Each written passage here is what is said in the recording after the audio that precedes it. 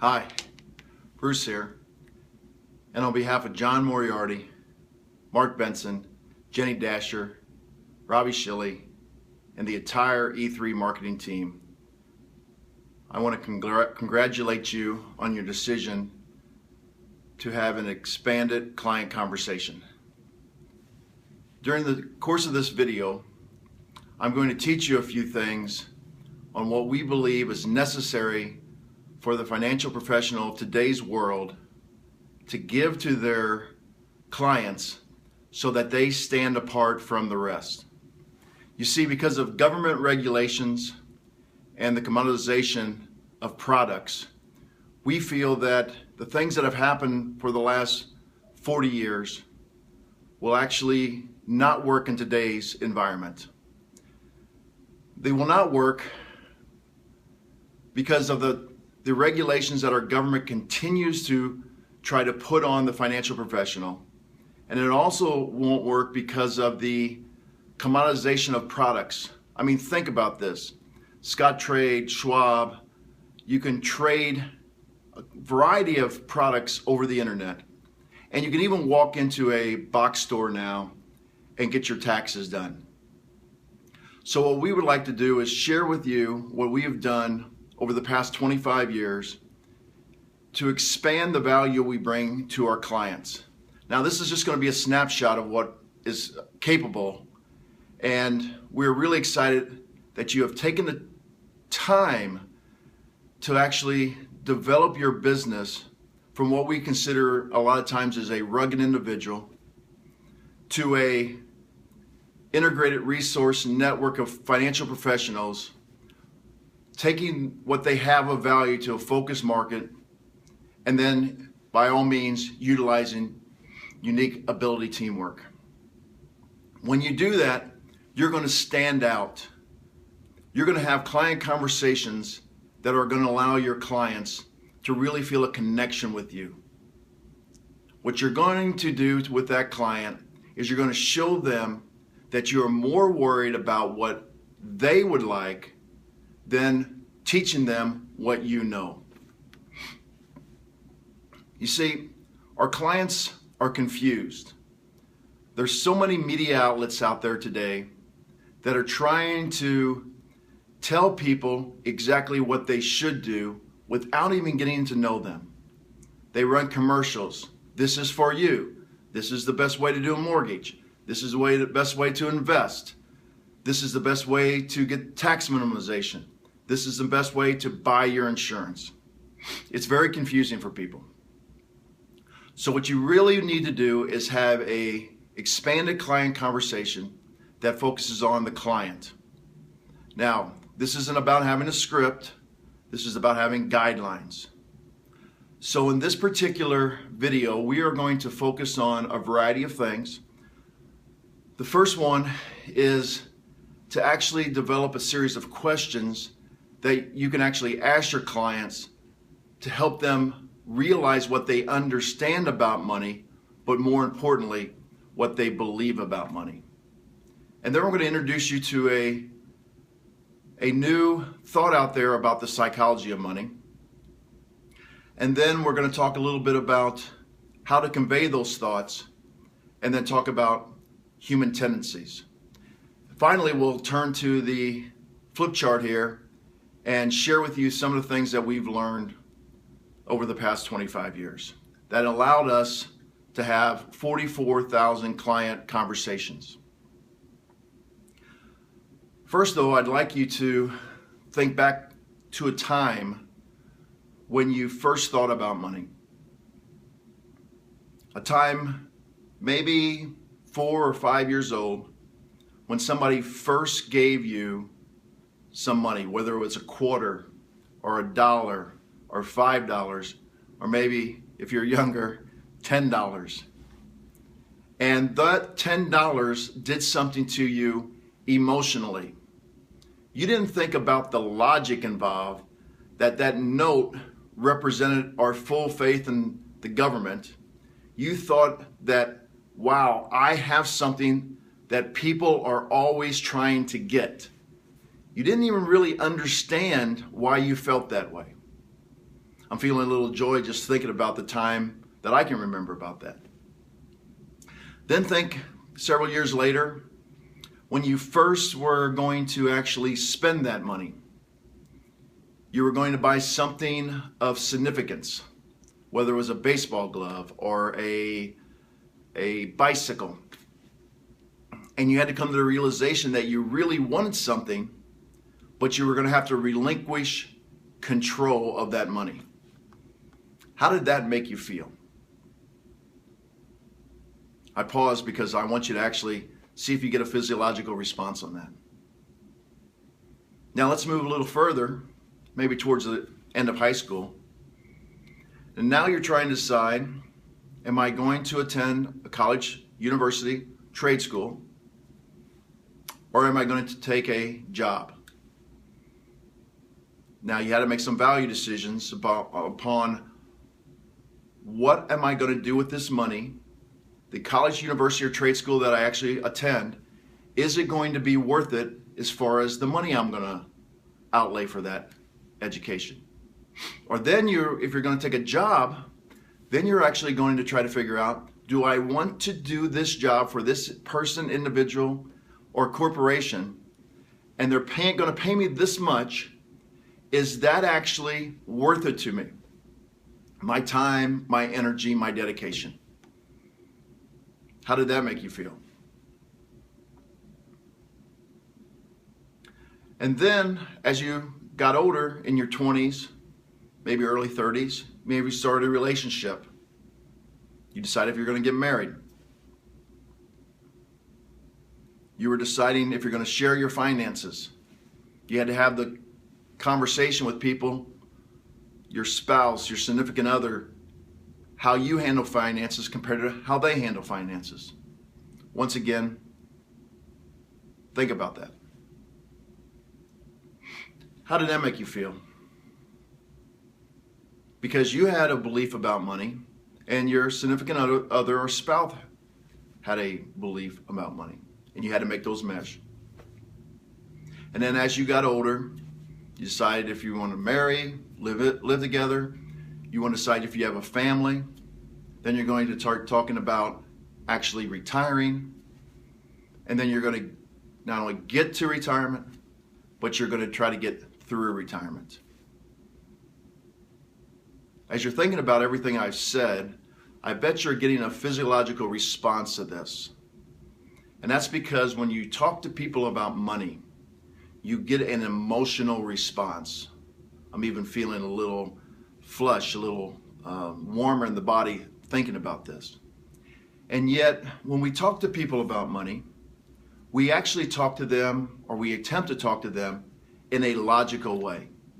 Look, if you invest in this, you leave it there for a variety of years, you're going to end up with this amount of money.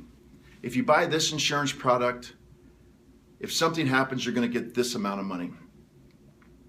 If you get a mortgage, you're going to have this monthly check, or pay this monthly amount.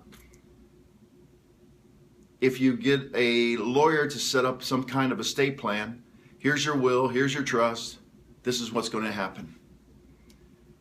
And yet, as we try to do this in a logical way, people are having an emotional response. That emotional response, a lot of times people don't know why they're having it. But through research, they have found that most of our ideas about money are actually ingrained into us from ages 5 to 12. So we are trying to make decisions based on the present or on into the future based on beliefs we have from the past. And that's the only frame of reference we have. So as we get into a expanded client conversation, we hopefully can ask some good questions of people so that they can start figuring out why they believe what they believe. And the basis of the question, the number one question we want to ask is the relationship question, or the R factor question, based on a business coach, Dan Sullivan.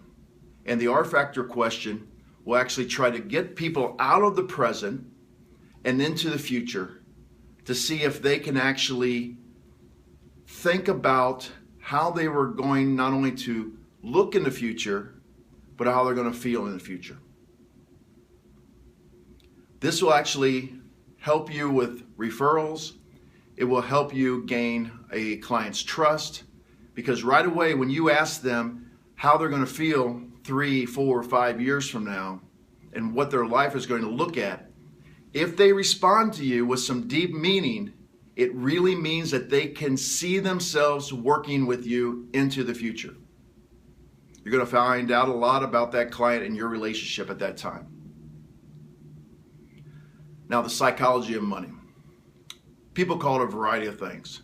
Some people call it neuroeconomics, where it's your brain, the neural part, the economics, how money works, how the economy works. Some people call it behavioral science. We actually prescribe to a vision of neuro-linguistic programming, or you'll hear us refer to as NLP. We prefer NLP.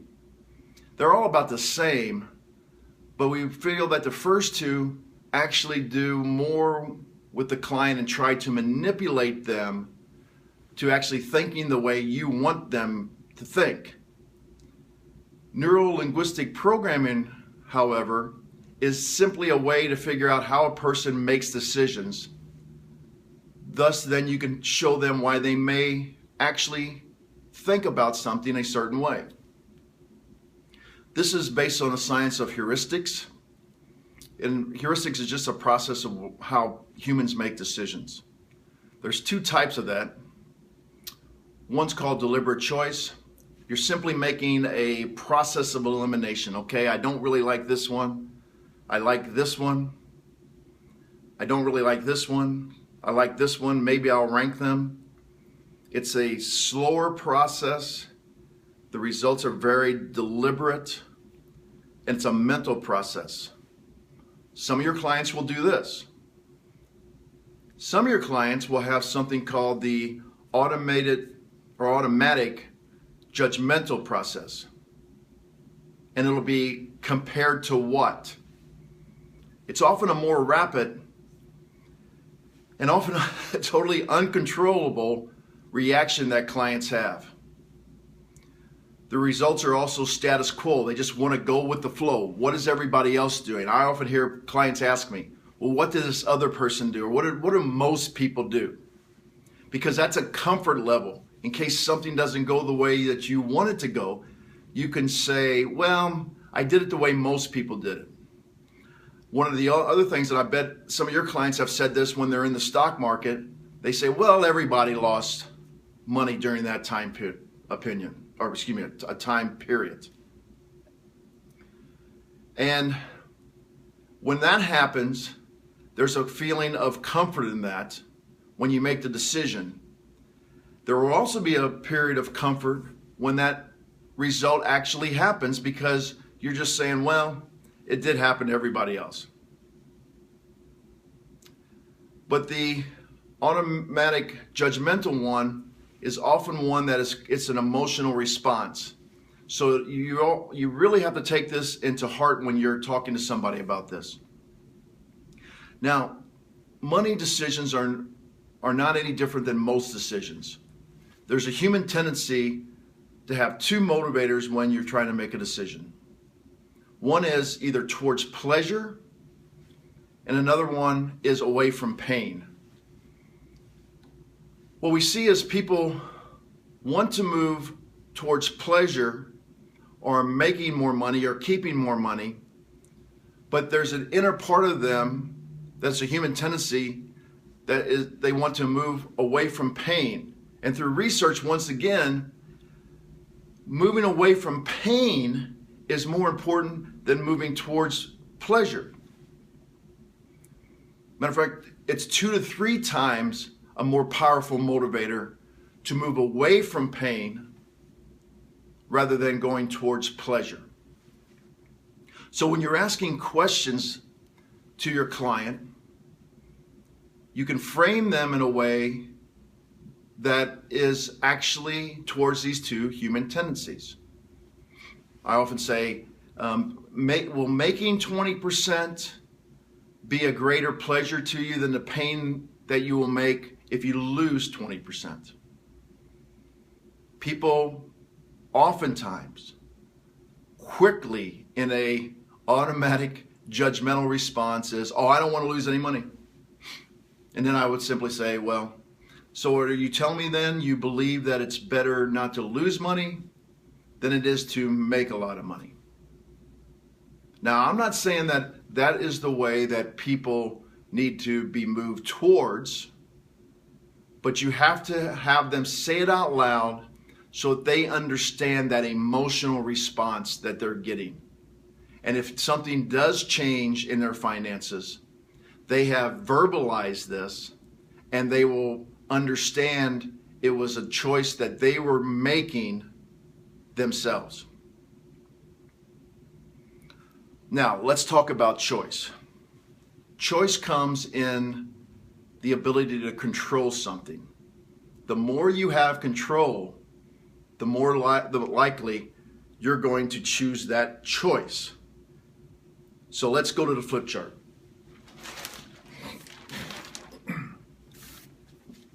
There are a lot of things in our lives that are going to change depending on how old we are.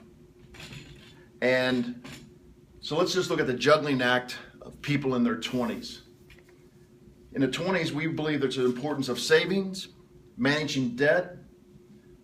Oftentimes, clients are trying to purchase automobiles. For the first time, they have a large amount of cash coming in. They need to be aware how that cash works and how it's flowing in and out. Sometimes they have money flowing out unknowingly and unnecessarily. They're not even aware of it.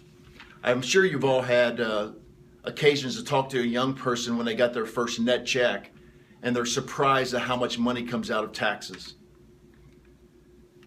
They also is a time when you start thinking about getting married. Then in their 30s, a lot of times they're starting to talk about a family. They're wondering about purchasing a home, raising children. They're trying to figure out if they're going to stick with their career. And then finally, if they have small children, they're going to start talking about their children's education. In the 40s, they're thinking more about how they're going to save for upcoming events, whether it's education, their retirement, a second home, so on and so forth. Because they want to upgrade their lives, make home improvements. They're thinking about their children's higher education. They're thinking about retirement. In the 50s, they really start turning to people to help plan for retirement. They're thinking about, should I pay off my home? They want to do some more traveling, maybe a second home. They're going to look at maybe helping their children with their finances, or at least teaching them about how money works. In the 60s and beyond, they're just trying to get to retirement. Once they get to retirement, they're trying to get all the way through retirement. That's an emotional response. They have Social Security and Medicare issues.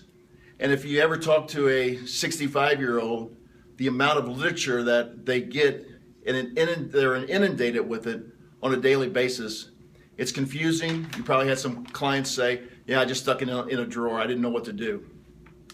Remember, that's moving away from pain.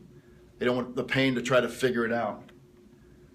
Healthcare, long-term care. Many people delay doing long-term care for the same reason. They're not sure how to do it. It's a painful thing to think about.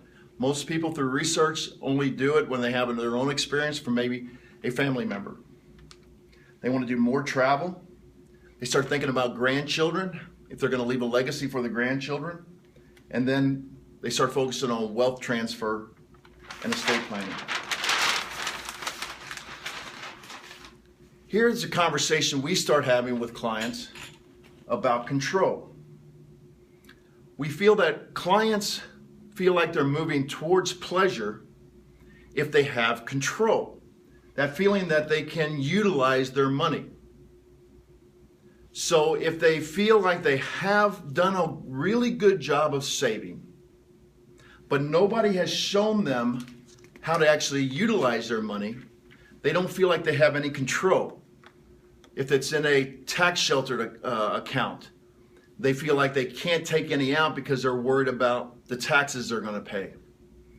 If they are taking it out because of required minimum distributions, once again, they feel like they don't have control because they are told how much they can take out. So we talk a lot about control, flexibility. When we talk about flexibility, this is related to control. Where is your money laying so that you have the most abundant type of flexibility to remove the money from a taxable situation, a tax-deferred situation, or a tax-free situation? Controlling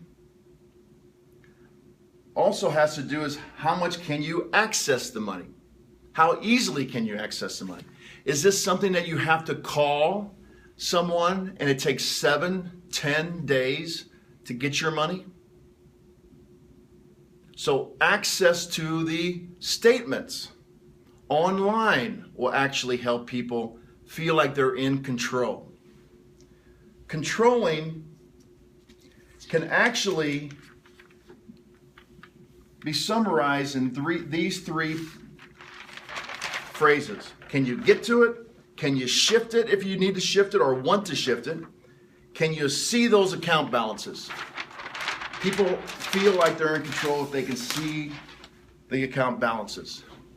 Now, why the sense of urgency? Interest rate manipulation by our government has caused a wide variety of problems over the last 35 to 40 years. We have leveraged our economy through excessive debt. There's an overall lack of priority for saving. Rather, there's a movement to pull down the interest rates in their savings, thus causing people to look for other places where they don't control the situation, take more risk. This is never more evident than what advisors are dealing with today. In 1981, a 10-year treasury was paying over 15%. Ever since then, through our government manipulation from the Federal Reserve, the 10-year treasury has been going downward. Until now, it's just a little over 2%. As it was spiraling downward, people were looking for places to put their money, and that's when the stock market started to go up. So then we look at our federal debt. Our total federal debt as of 1980 was less than $2 trillion, and now it is over $18 trillion. This alone will cause our government to look for extra revenue into the future.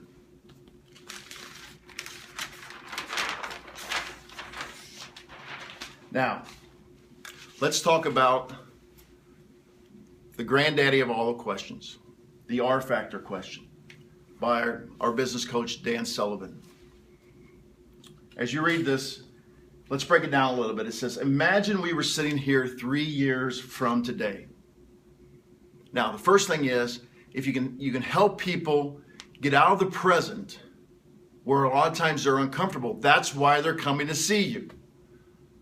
And you're trying to get them to imagine a time in the future.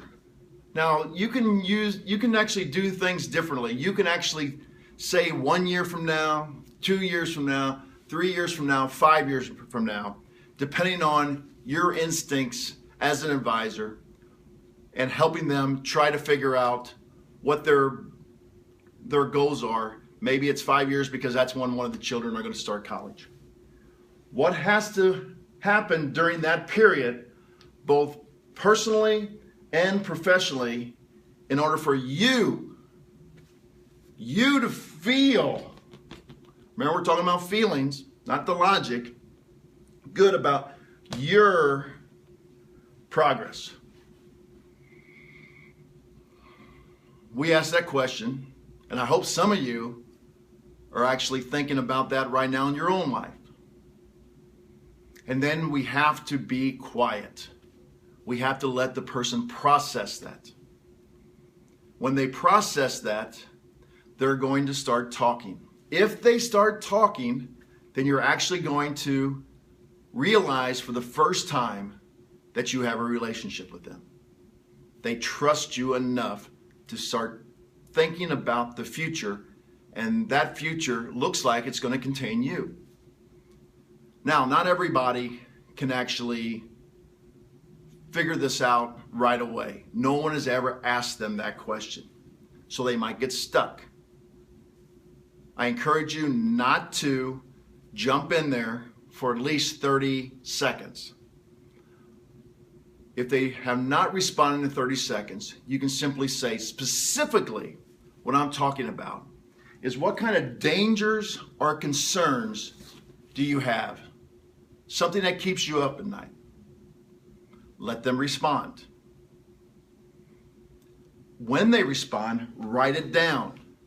When you write it down, it shows them that you are actually concerned enough to write it down, and you then are going to have something to help them work on in the future. Then ask them, what kind of opportunities would you like to capture? Travel, help the grandchildren go to college, start a business once they're retired, travel, so on and so forth. And then finally, strengths. Now, through my experience, it's one of the most difficult things for people to actually focus on, because strengths, actually, people have to start talking about themselves, and most people aren't comfortable doing that. So they may not be able to get here, and that's okay. I oftentimes will help them after about a 30-second pause. And if they have saved a lot of money, I will tell them, well, you're a saver. You're very disciplined. You're a caring person because you're talking about trying to help your children and grandchildren. You have skills to take on this business that you'd like to start. So I will help them in those kind of areas. Now let's talk about some other questions. The one that I try to ask each and every meeting is, what would you like to accomplish today? With the emphasis on you. See, I don't think you should follow a script when you're talking to people. You should have guidelines so that you can help them with certain questions. What was money like for you growing up? I bet that elicited a response in you again as you started thinking about that for you. What are you looking for in an advisor? Ask the person. They may be with you that day because they did not like what they were getting from someone else. It would be nice to know that, and most of the time people will share that information. What do you feel like our next steps should be? Involve them in the process. What should our next steps be? Let them talk about those steps. They will prioritize the next steps for you naturally. So, as we continue in our training, we're going to bring more and more of these types of questions to you so that you can have some important client conversations. Conversations that will expand your relationship with the client so that you can really help them figure out what they want. Our ultimate goal is to bring freedom into your life, both professionally and personally. Many of you are watching this video today because you've been taught a certain way to do things, and you may even be happy with it. Some of you not so happy. And you're searching for that system that will help you bring more freedom in your life, both professionally in the terms of more clients, more efficiency with your time, better relationships with the people you work with, and personally, a better relationship with your family and yourself, and more time. The freedom to make the decisions that you would like to make. So once again, on behalf of E3 Marketing, I would like to once again congratulate you on starting this series of videos about the expanded client conversation.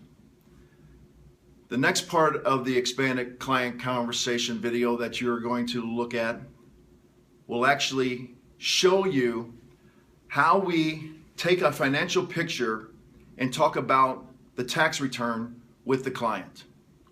The final video, the third one of the series, will actually be a mock client interview that I did several years ago at a conference to show several insurance producers how we have this expanded client conversation during a client meeting. We mock that up for you. So make sure after the second video you watch that third video, because I'm sure you're going to see some things that you can use to bring more freedom in your life, both professionally and personally. Thanks a lot for viewing.